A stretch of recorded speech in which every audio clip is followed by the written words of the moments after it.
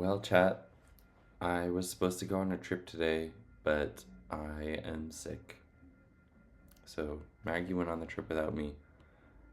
She's going to visit some family, and I'm home alone. And I watched a bunch of True Blood earlier today, and that was kind of fun. But I wanted to change it up a little bit, so I thought I might do some Art Month stuff and work on my video synth a little more. Unfortunately, I do not. I have too many things plugged into my computer, and I don't have my little webcam. So I think I'm gonna occasionally point my laptop webcam at our little video synth here when I want to show you something cool. But I do have a little HDMI capture card plugged in, so you'll be able to see what it's doing and the code I'm writing, and look at me. So let's get to it. I think yesterday we got the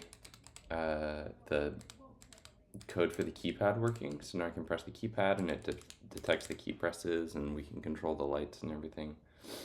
Now I want to create a separate sketch using the starter template code from the HDMI enabled feather that Adafruit makes, and then we're going to build a new video synth from scratch using that. I think I'm going to start by not referencing my old video synth code, because I think structurally it's going to be so different that I'm going to have to rewrite a lot of it anyway, so I don't think it's going to help to copy it over. So yeah, let's get going. Okay, so first I'm going to go to the Adafruit DVI feather page, and let's go to Arduino. This is what we want. Okay, Pico DVI Arduino library. We want 8-bit double buffer. This one. This will be the foundation on top of which we build our new video synth. Okay, so we should see bouncing balls once we get this going. I have this HDMI splitter thing, and hopefully it works. Because like the resolution's a little funky. It's very low res. You can see in here it's 320 by 240, which it actually pixel doubles it up to 640 by 480. Alright, yeah, baby. Now you can see what I see on my monitor. We got bouncing balls. Wow. I love this. I'm so stoked about this little setup. So what's fun about... There's so many fun things about this video synth platform. I don't even know where to start. I'm going to create 2 simple video synth programs, like 2 modes you can switch between, and then let's make it so that you can toggle them with the keypad. I think that's a good first goal. So here I just made another little function that draws a rectangle that oscillates in size over time, and you can control which program is being, or which like mode is being drawn with this active mode variable. So if it's a 0, it draws the balls. If it's a 1, it draws rectangles. So now what I want to do is copy in the keyboard code so that when I press, maybe I can hold it up. When I press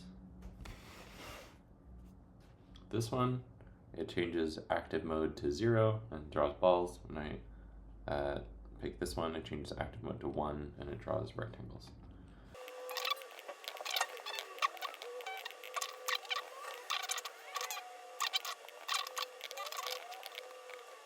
Okay, this should at least be printing to the console.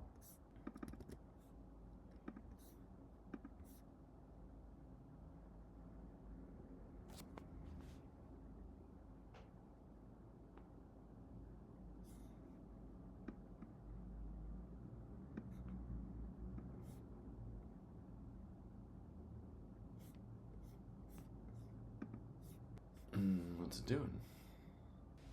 I don't like this. Okay, what if we just take this out? And this out. And then we upload again.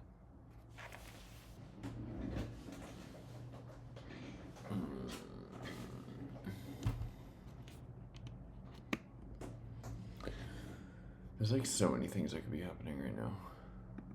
No drive to deploy. Why is that? What's going on with you? It's just not showing up in the USB. I wonder if it tried to draw too much power. It's just like not even showing up as a port. Okay, I've brought it back from the dead. Something happened when I uploaded this sketch that made it like unable to boot or something. So I ripped out all the keypad code that I put in and I put it into bootloader mode and installed a factory reset firmware, and then it showed up again in the list of ports, and the ports here, this one, USB modem 2101. And then I was able to load code on it as long as I reverted back to here. Okay, so what's going on? There could be a bunch of stuff. Maybe it has to do with like it didn't find the libraries. I don't know. Okay, I don't think it's this import thing. Well, let's just try uploading this and see if it works. Okay, that worked. The next part is declaring the neopixels, declaring this char array, arm mappings of row pins and column pins. I'm going to skip all of the serial stuff. I'm also going to skip the neopixel initialization stuff. We don't need this lit thing. Let's just do this and see if there's any problems with that code. Okay, we have a problem. I just forgot to copy this. I got too excited. Okay, let's try it. It's loading, it's flashing. Okay, this feels like what happened before. So what was it?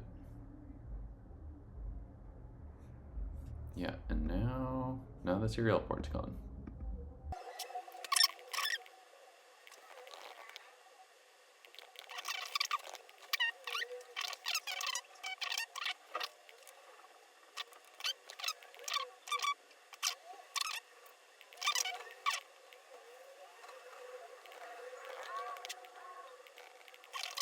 This is still not working. So let's do our reset process again.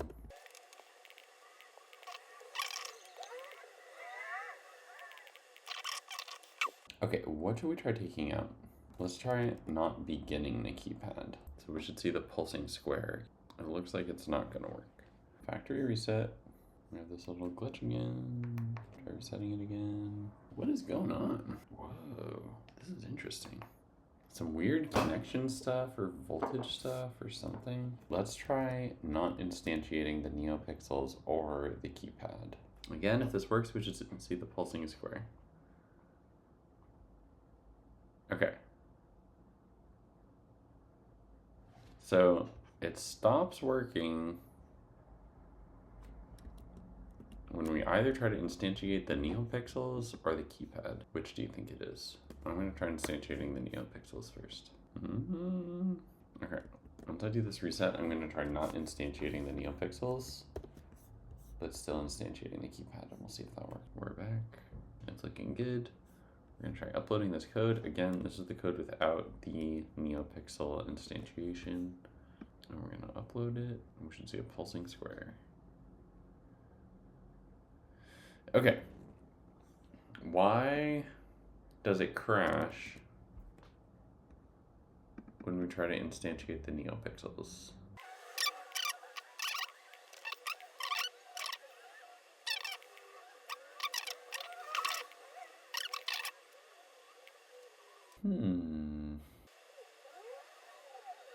I wonder, just to get video out the door, it's using all of the PIO peripherals, and I wonder if the neopixels are also trying to use PIO.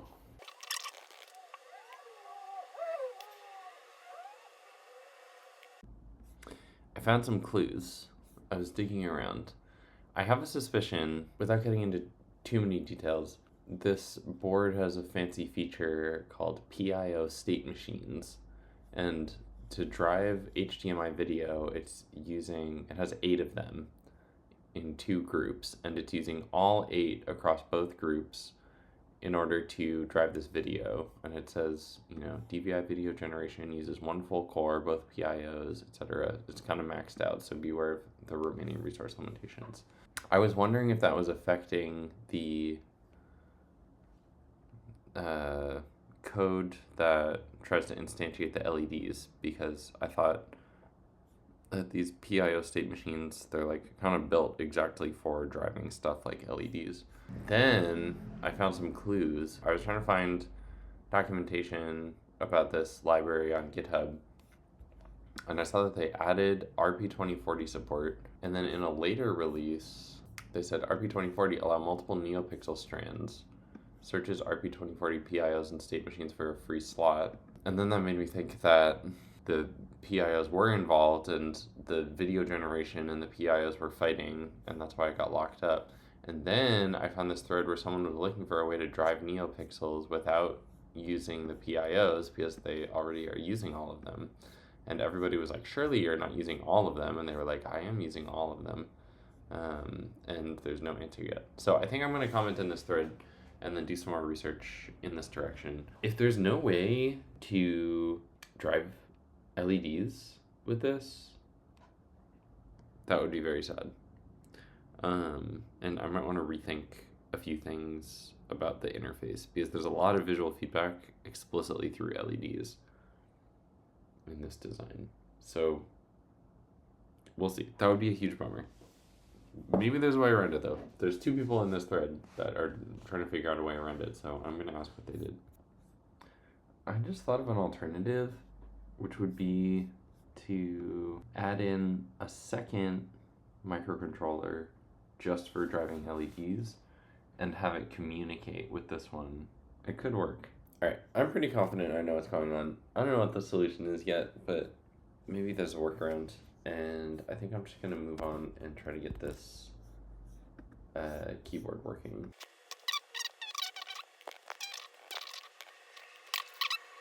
Yeah, baby. We should be getting messages. Yeah, alright.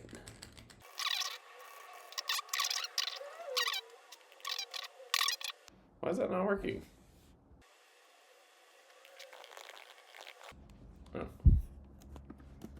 Dedoy and brakes.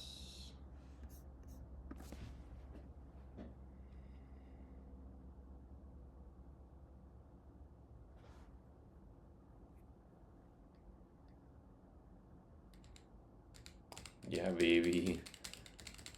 Oh, this works great.